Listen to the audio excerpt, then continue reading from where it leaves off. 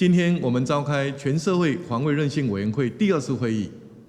并且落实上一次的会议结论，进行了桌上推演，验证政府各单位面对极端情境的应对准备。回顾这1年来，国内外情势瞬息万变，全球威权国家持续合流，威胁以规则为基础的国际秩序，而整个第一岛链的和平稳定也正受到威权国家的集体挑战。面对无论是天灾还是威权扩张野心的威胁，我们相信，只要政府和全体社会有准备，就能应对；有决心就不用担心；有信心，人民才能放心。这就是全社会防卫韧性所要达成的目标。当然，这些准备都不简单。台湾社会必须与时间赛跑，来共同建构能够因应大型灾害威胁，也能够嚇阻敌人侵犯的各种能力。也因此，这个委员会的目标是透过5大主轴来订定行动方案，包括民力训练及运用、战略物资盘整及维生配送、能源及关键基础设施维运、社福医疗及避难设施整备，以及资通、运输及金融网络安全，并借此验证中央与地方政府因应灾害时的量能，全面提升国防、民生、灾防与民主4大韧性。所以在今天上午，我们进行了总统府内第1次由中央各部会联合地方，并有民间观察员在内的跨领域桌上推演。参演的所有中央部会都由次长带队。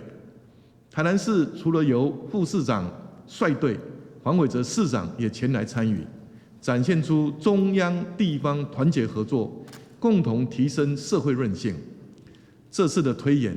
是基于台湾成熟的灾害防救体系，延伸到综合性威胁的因应。我们采用有想定、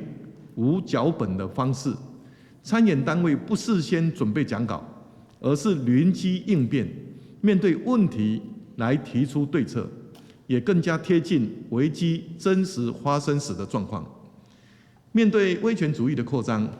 持续威胁区域的稳定与秩序，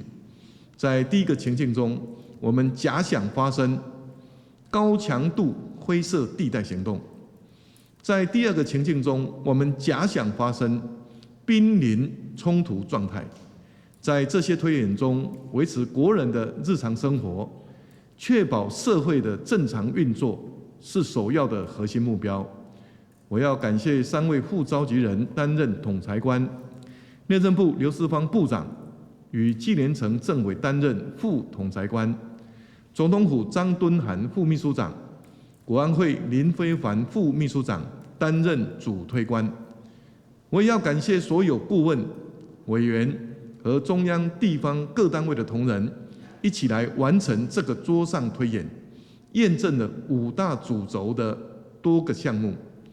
在过去多次的演习之后，许多部会都有提高对于危机应处的能力，我要给予肯定。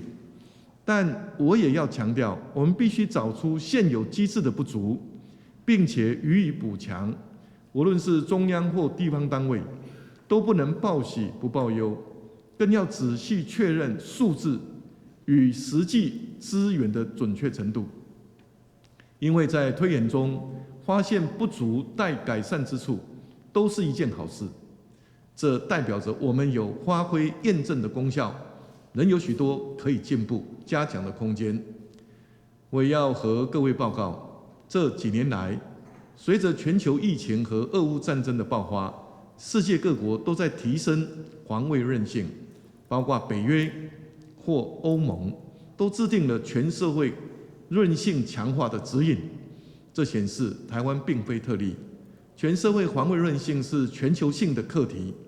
而台湾持续提升全社会防卫韧性，也是国际社会的共同期待。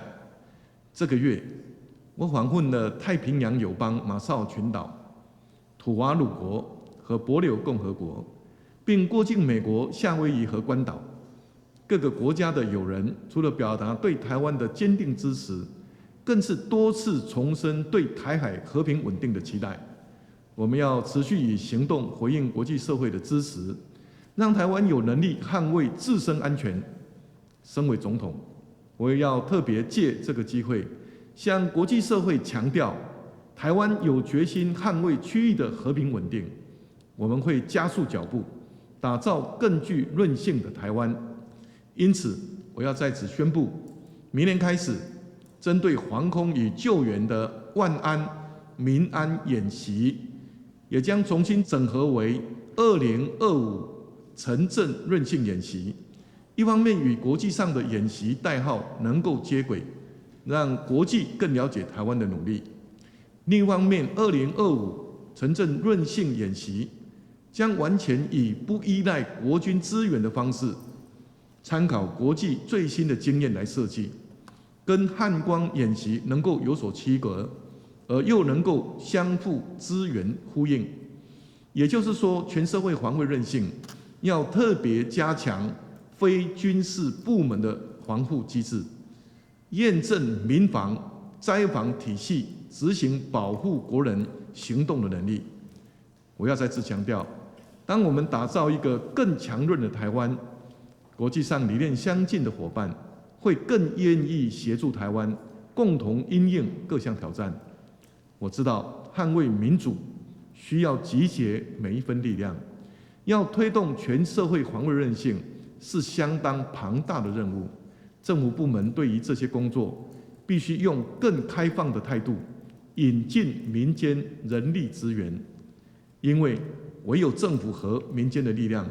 才能共同因应极端情境下的挑战，也才能提升台湾整体防卫能力，共同巩固全球民主韧性，以及维护区域和平稳定。接下来，让我们畅所欲言，针对桌上推演的各个项目来进行检验与验证，共同提升全社会防卫韧性，让台湾更安全，区域更稳定。谢谢大家，谢谢。